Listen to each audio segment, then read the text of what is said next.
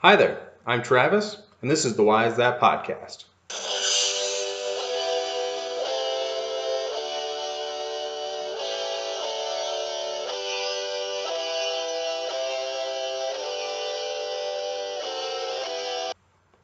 Welcome back to the Why Is That podcast. The introduction this week was the rock adaptation of God Save the Queen by the band Queen.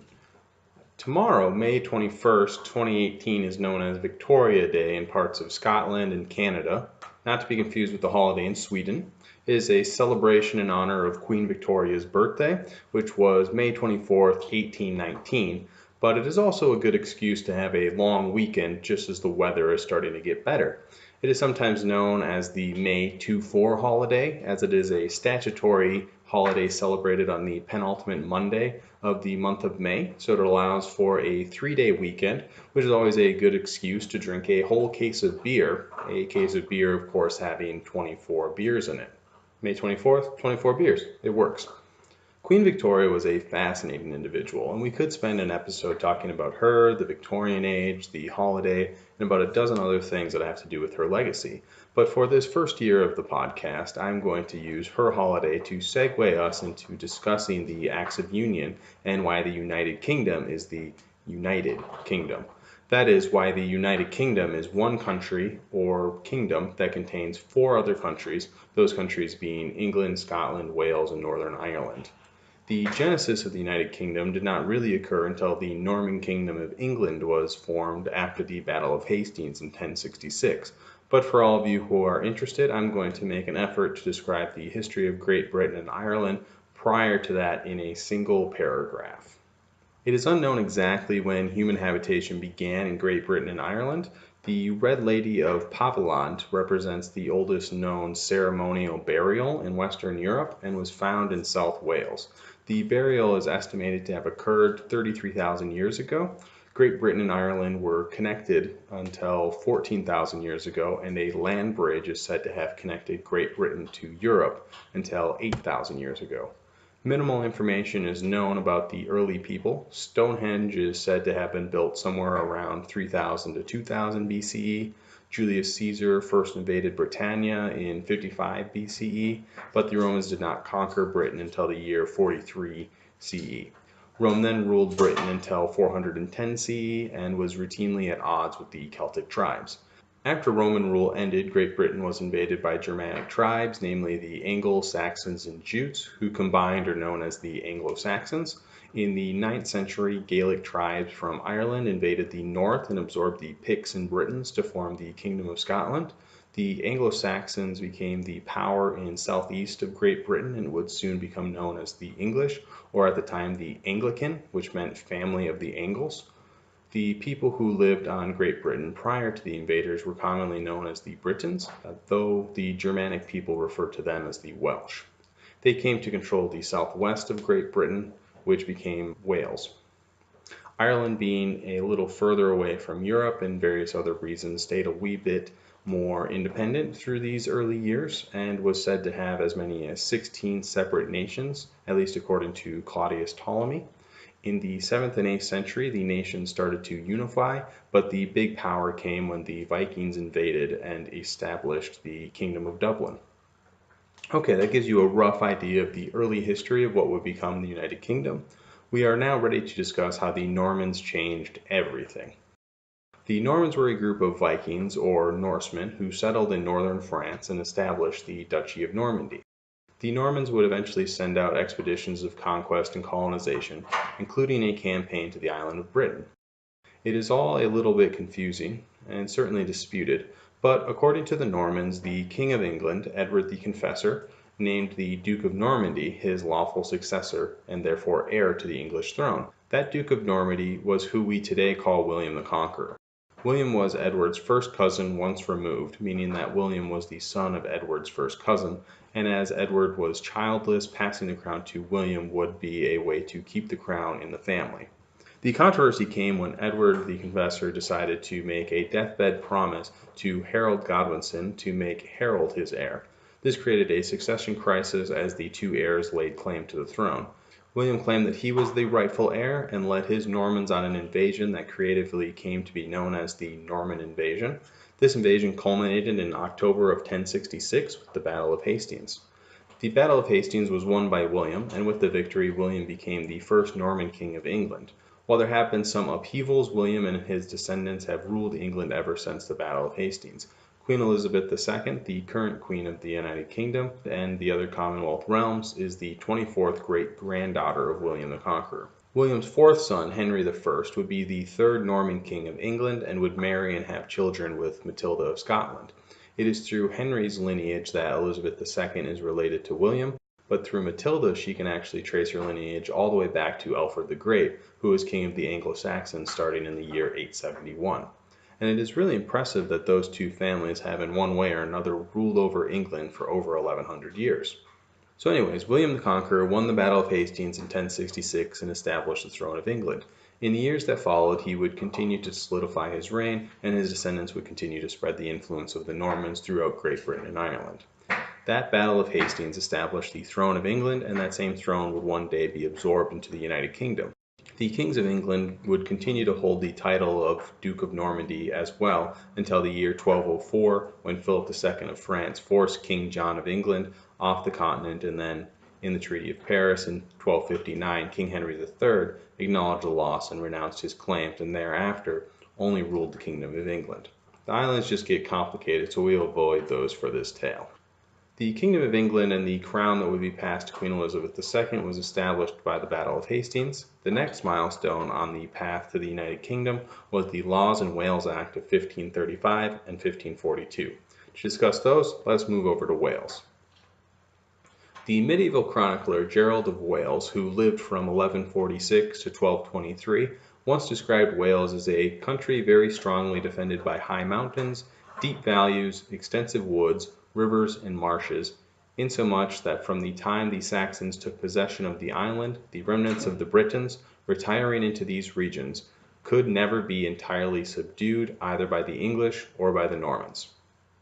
Gerald's quote gives us a good picture of the early Wales. As I mentioned earlier, the original inhabitants of the island of Britannia were known as the Britons. When the Roman Empire ended their occupation of Britain, typically dated to 410, the Britons retreated to this naturally well-defended area to establish their own territory, separate from the various invading Germanic tribes. The Welsh are considered to be a part of the Celtic language and traditions. The Celtic nations typically refer to Scotland, Ireland, the Isle of Man, Cornwall, Brittany, and Wales. Sources show that the people of Wales typically referred to themselves as the Cymry, and the English referred to them as the Welsh.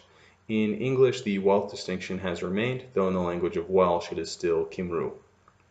In 1057, the various nations of Wales were unified by Gruffydd ap Lwyn, and that was almost assuredly mispronounced. My apologies. 9 years later, the Normans established the Norman Kingdom of England, and for the next 200 years, the two regions were regularly at war.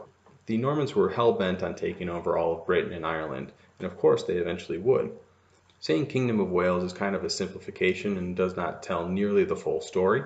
The leaders of Wales have held various titles over the years that included King of the Britons, King of all the Welsh, King of Wales, Head of Wales, Prince of Wales, and that does not even begin to mention the areas of Deheubarth, Gwynedd, and Powys. So just know that when I say Wales in this early time period, I'm really simplifying things in order to tell a coherent story. So the Norman conquest of Wales occurred from 1277 to 1283 under the reign of Edward I of England, also known as Edward Longshanks. The conquest resulted in an English victory which brought the Kingdom of England hegemony over the Principality of Wales. The arrangement was formalized in the Statute of Rhuddlan, also known as the Statute of Wales, on March 3, 1284. The statute was a royal ordinance that intended to settle the government of Wales. It introduced English common law in regards to criminal cases, but Welsh customs persisted in civil proceedings and in certain other areas of society. The statute then formed the basis of the Welsh government, at least in North Wales, until 1536. In the year 1301, King Edward I gave his son and heir the title of Prince of Wales. From that point forward, Wales was effectively a part of the Kingdom of England, even though the Principality spoke a different language. The title of Prince of Wales has since been routinely held by the heir to the English or British throne. For instance, Prince Charles, the son of Queen Elizabeth II and current first in line to the throne, is the current Prince of Wales. After the War of the Roses, the political power of the Principality of Wales was a little out of whack, as so many of the Marcher lords died, and the rivals for the throne used Welsh armies that largely killed each other. The War of the Roses ended with the rise of the House of Tudor as the new ruling family in 1485. The Tudors were from Wales and knew that they had to realign the relationship between England and Wales after all the fighting.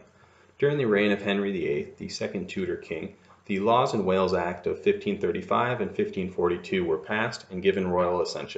Prior to the Laws in Wales Acts of 1535 and 1542, Wales did not have parliamentary representation and was divided between the Principality of Wales and several feudal states under the Marcher lords.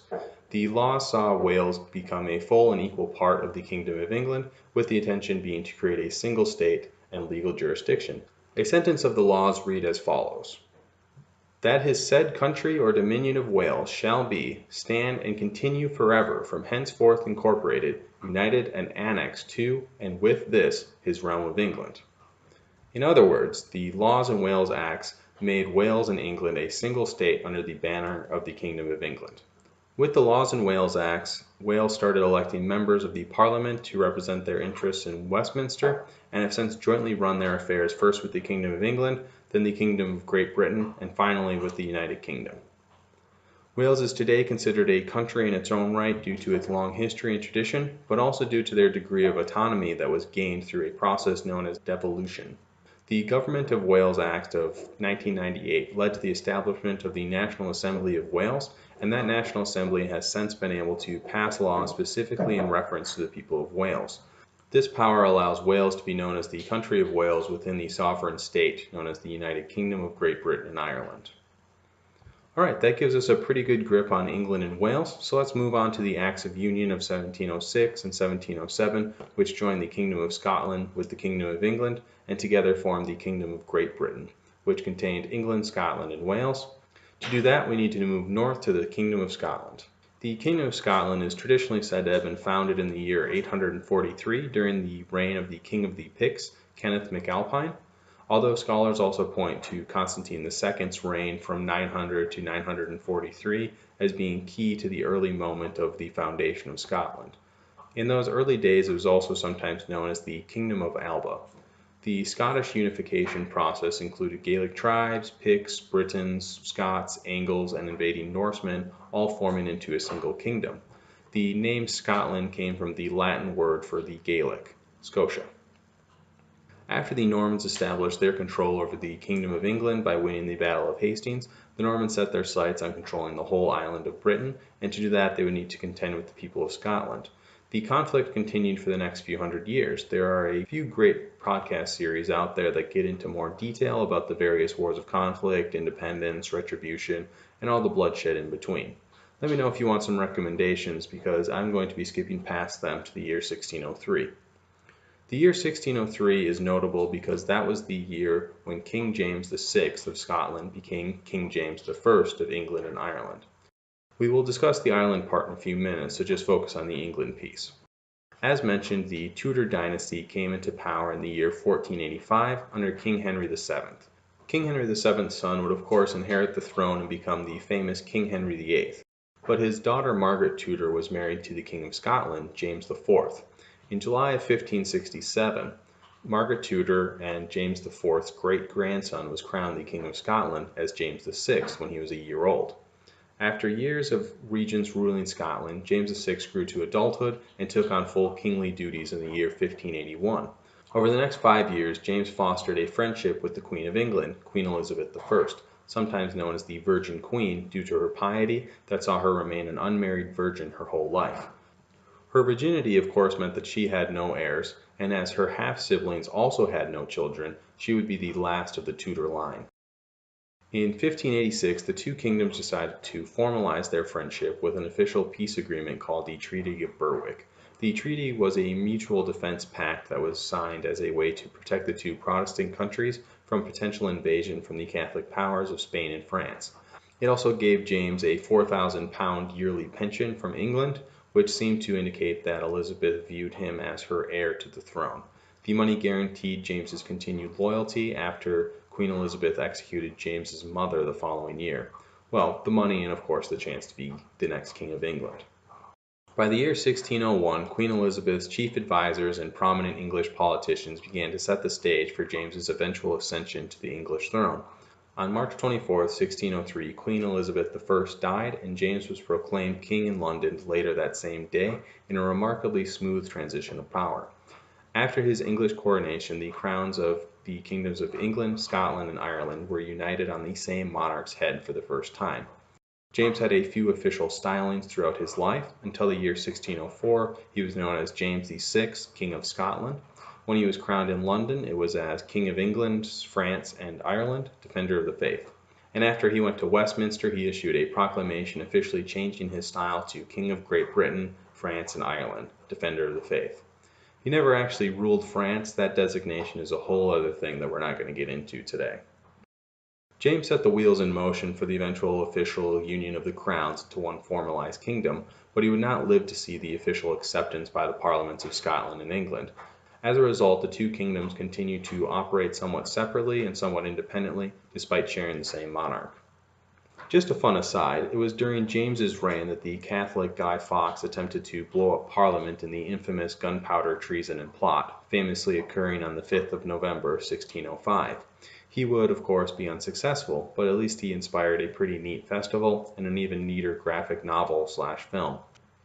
King James had attempted to unite the kingdoms of Scotland and England into a single Kingdom of Great Britain, but the parliaments resisted the idea, specifically in England, where there was fear that the Parliament of England would lose some of its ancient privileges by such a union. So the issue was put at bay.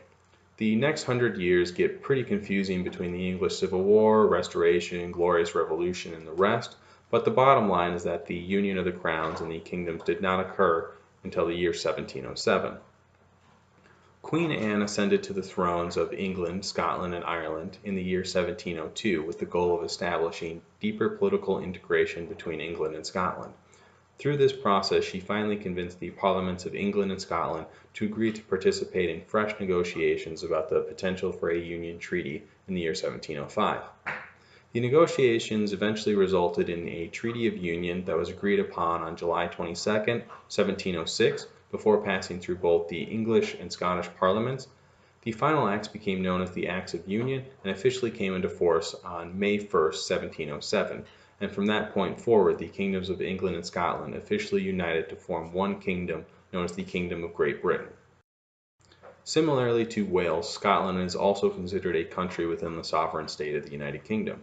Again, this is due to tradition, but also the movements in the 20th century that resulted in a devolved legislature for Scotland. The Scotland Act of 1998 officially established the Parliament of Scotland and provided significant local power to the country of Scotland. Next to join the United Kingdom was Ireland, so let's journey across the Irish Sea to the Emerald Isle to discuss that bit.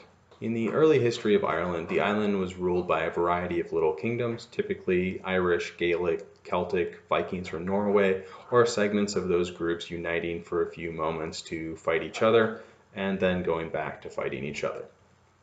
After the Normans conquered England, the new Norman English kings wanted to expand their rule. We have already discussed their conflicts with Wales and Scotland, but in the year 1169 the Normans set out to conquer Ireland. The invasion is typically dated as occurring from 1169 to 1171, and from that point forward Ireland was controlled to some degree as a lordship under the King of England. The Lordship of Ireland period did not include control over the whole of the island of Ireland, as there were other warring kings who held onto pockets of resistance or areas that were wholly independent. But under official papal authority, the island of Ireland belonged to the Kingdom of England. In the year 1542, the Parliament of Ireland decided to end the period of lordship by passing the Crown of Ireland Act of 1542, which proclaimed King Henry VIII of England as the King of Ireland. From this point forward, each King of England also bore the title of King of Ireland.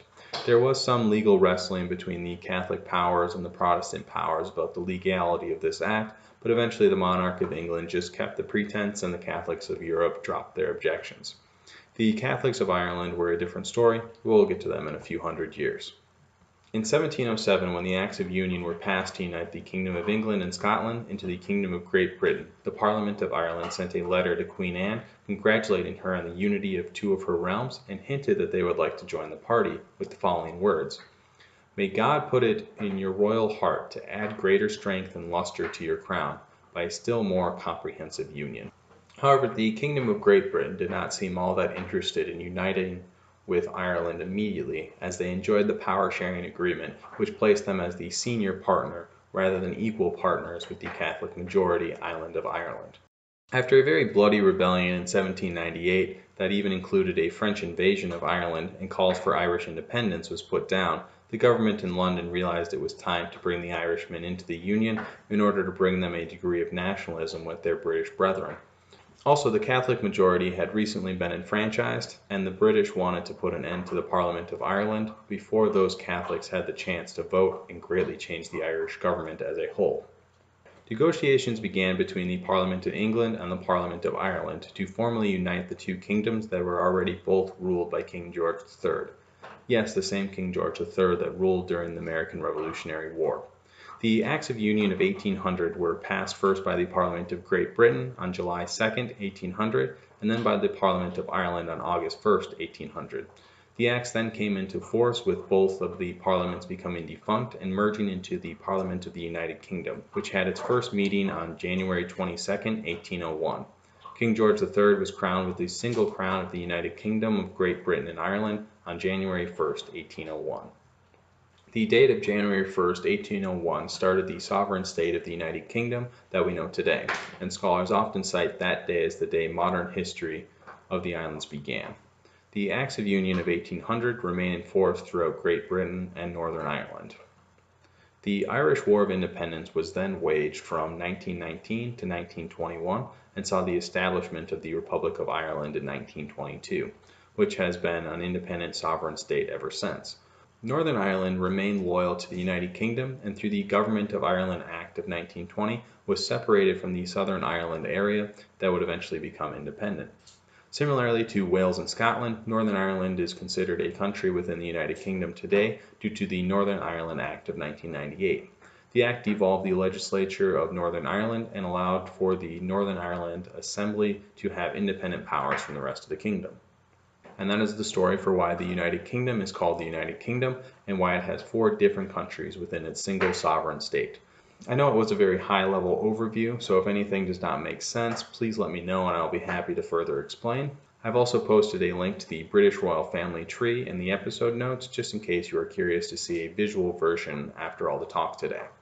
Thank you for your time and for listening to today's episode. We'll be back with our regularly scheduled program in 2 weeks, so make sure to subscribe using your favorite podcast app, whether that is Apple Podcasts, Acast, Stitcher, Google Play, iHeartRadio, Podcast Addict, or what have you.